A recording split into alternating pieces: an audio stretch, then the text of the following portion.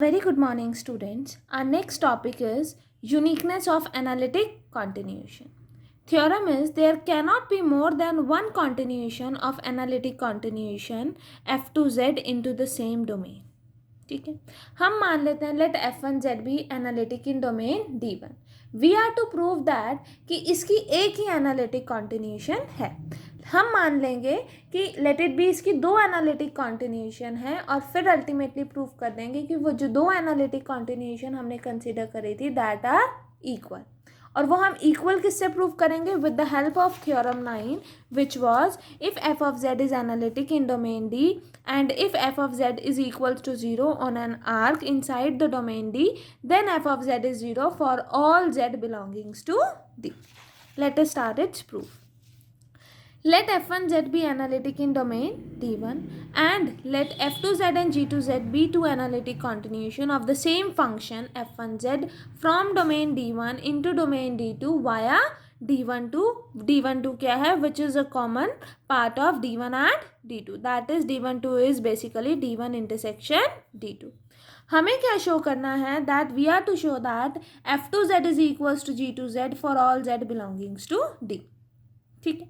Now हम consider करेंगे कि f2z is an analytic continuation of f1z. Then by the definition of analytic continuation हमारे पास क्या आ जाएगा कि in the common part that is d12 f1z is equals to f2z and f2z is analytic in domain d2. Also हमें भी पता है कि g2z is also an analytic continuation of f1z. Therefore by the definition of analytic continuation हमारे पास क्या आ जाएगा कि common part of d1 and d2 में f1z is equals to g2z and g2z is analytic in domain d2. तो therefore from first part and second part we can say that f2z is equals to f1z, f1z is equals to g2z for all z belongings to d1 2. That is we can say that कि f2z is equals to g2z for all z belongings to d1 2. That is the common part of d1 and d2. ठीक है. और we can say that f2 minus g2z is equals to 0 for all z belongings to d1 2. Now अब हमें पता है कि f2z और g2z भी एनालिटिक है इन डोमेन d2. तो therefore f2 minus g2 is also analytic in domain d2. Therefore by theorem 9 we can say that कि f2 minus g2z is equals to 0 for all z belongings to d2. तो इसका मतलब f2z is equals to g2z for all z belongings to d2.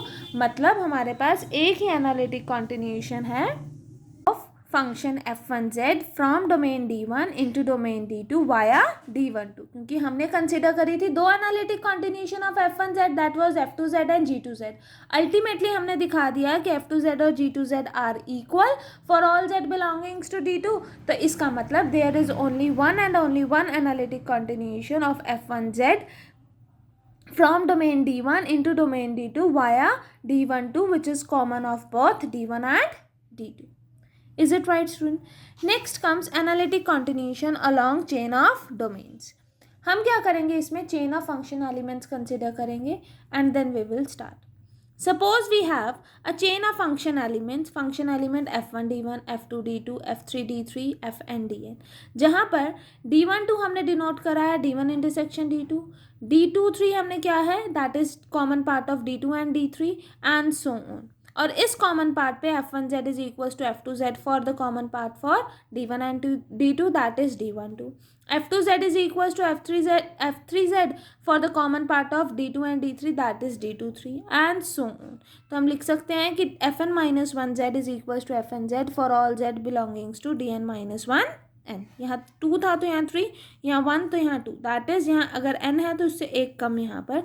That is z belong कर रहा है to the domain n minus 1 n. Then we can say that fk dk is a direct analytic continuation of fk minus 1 dk minus 1. Then fn dn is said to be the analytic continuation of f1 d1 along the chain of domains d1 d2 so on dn. Is it right, students? Next comes analytic continuation by means of power series. Now the power series method of analytic continuation is very good method. Suppose हमने कोई भी इसमें initial function consider करा, late it B f1z. तो therefore by Taylor series हम f1z को कैसे लिख सकते हैं, that f1z is equals to summation of n varying from 0 to infinity an z minus z1 की whole power n, that is this series is convergent inside the circle c1. c1 का centre क्या है, that is z1. तो हमारे पास एक circle c1 आ गया जिसका सेंटर हमने क्या ले लिया, दैट इज z1. ठीक है, अब हमने इस z1 से एक कर्व ड्रॉ कर दी, लेट इट बी l. ठीक है, अब हमने क्या करा, एक z2 पॉइंट लिया जो सर्कल c1 के अंदर है and on the arc l, तो let it be this be z2.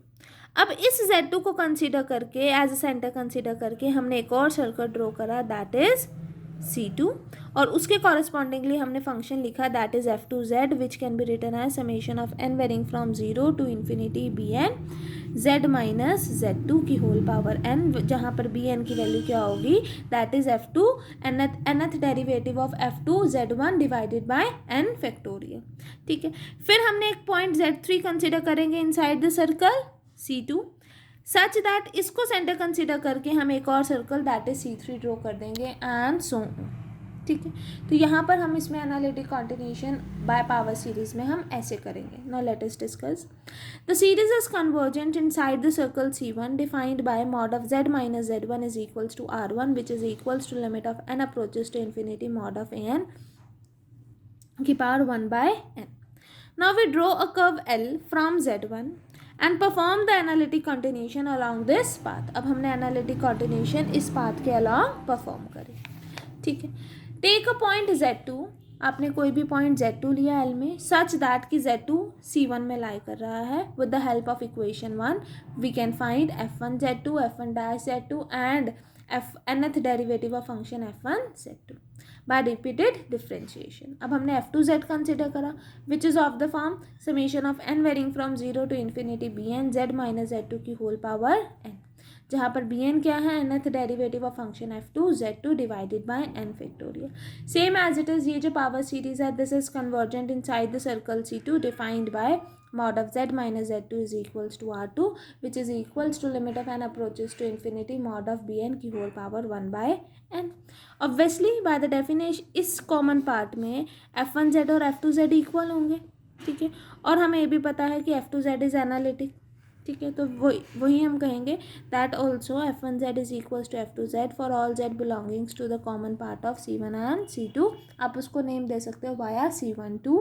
Also f2z is an analytic continuation of f1z from c1 to c2. क्योंकि आपके पास यहाँ पर एनालिटिक कॉन्टिन्यूशन की कंडीशन ट्रू हो गई तो वी कैन से दैट कि f2z क्या है, एनालिटिक कॉन्टिन्यूशन है f1z की from the circle c1 to c2. अब हम एक और फंक्शन डिफाइन करेंगे दैट इज f3z. वो कैसे कंसिडर होगा, by taking the z3 point और z3 पॉइंट को एज अ सेंटर कंसिडर करके हम सर्कल ड्रॉ करेंगे दैट इज c3. ठीक है, तो वही लेंगे take a point z3 such that z3 lies within c2. With the help of equation 2 we can find f2 nth derivative of function f2 z3 by differentiating n times then evaluating at z3. f3z क्या होगा, summation of n varying from 0 to infinity cn z minus z3 की whole power n, जहाँ पर cn की value क्या है, nth derivative of function f3 z3 divided by n factorial. ये जो पावर सीरीज है ये कन्वर्जेंट होती है inside the circle c3 by mod of z minus z3 is equals to r3 which is equals to limit of n approaches to infinity mod of cn की whole power 1 by n. Obviously c2 और c3 का common part that is this. इस वाले में f2z और f3z क्या होगा, equal होगा. तो we can say that and f2z is equals to f3z for all z belongings to the common part of c2 and c3. Hence we can say that f3z is an analytic continuation of f1z from interior of c2 to the interior of c3. Repeating this process we get as analytic continuation of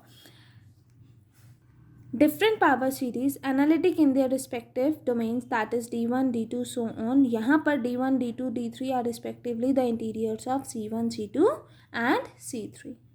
ठीक है, अगर points are inside the circle, जो points हमने inside the circle consider कर रहे हैं that are analytic, तो उनका डेरिवेटिव भी एग्जिस्ट करेगा. तो ही यहाँ पर हमने ये मेंशन करा है कि f1 z2 f1 dash z2 f1 double derivative z2 and so on. और यहाँ पर nth derivative of f2 z3, ये सब इसीलिए एग्जिस्ट कर रहे हैं क्योंकि points inside the circles are analytic, therefore their derivative exist. Is it right, student? Next comes the analytic continuation along a curve. Let gamma be a curve in a complex plane with equation z is equals to zt. ठीक. अब आपने क्या करा है, आपके पास एक domain है that is a to b, that is curve आपने स्टार्ट करा है फ्रॉम a to b.